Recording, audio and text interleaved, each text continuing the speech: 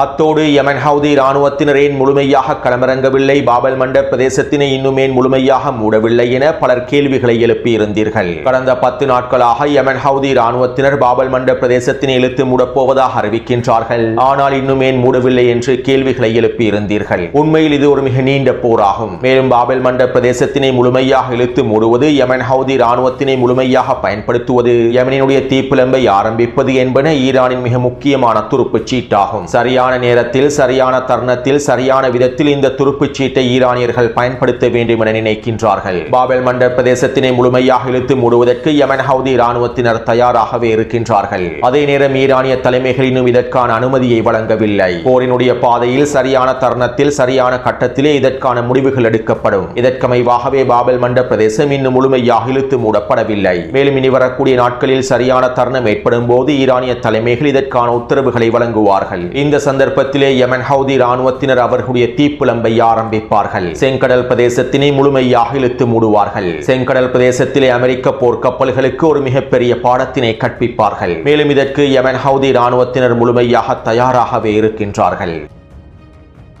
அடுத்து ஈரானிலே ஒரு மிகப்பெரிய நீர் பற்றாக்குறை ஏற்பட்டிருந்தது. பல வருடங்களாக ஈரானுக்குள்ளே நீர் பற்றாக்குறை உச்சக்கட்டத்தை அடைந்துள்ளது. மேலும் கடந்த டிசம்பர் மாதம் ஈரானுக்குள்ளே நீர் பற்றாக்குறையானது அடுத்த கட்டத்தை நோக்கி நகர்ந்திருந்தது. மேலும் இந்த நீர் பற்றாக்குறையை நிவர்த்தி செய்வதற்காக ஈரானிய மக்கள் மழை வேண்டி பிரார்த்தனைகளையும் மேற்கொண்டிருந்தார்கள். இவை தொடர்பாக முன்னே காணொளிகளில் பல விடயங்களை குறிப்பிட்டுள்ளேன். இப்படியான நிலைமையில் ஈரானிய இராணுவ ஆய்வாளர் ஒருவர் தற்போது சில முக்கியமான கருத்துக்களை வெளியிட்டுள்ளார். இதற்கமைவாக அவர் ஈரானிய ஊடகங்களிடம் இவ்வாறு தெரிவித்தார். நான் இந்த தலைப்பில் நிபுணத்துவம் பெற்றவன் அல்ல.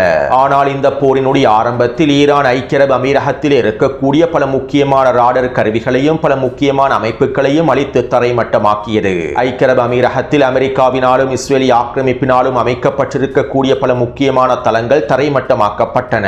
மேலும் ரகசியமாக பேணி வந்த சில முக்கியமான இடங்களும் தரைமட்டமாக்கப்பட்டன. அமெரிக்காவினால் வெளிப்படுத்த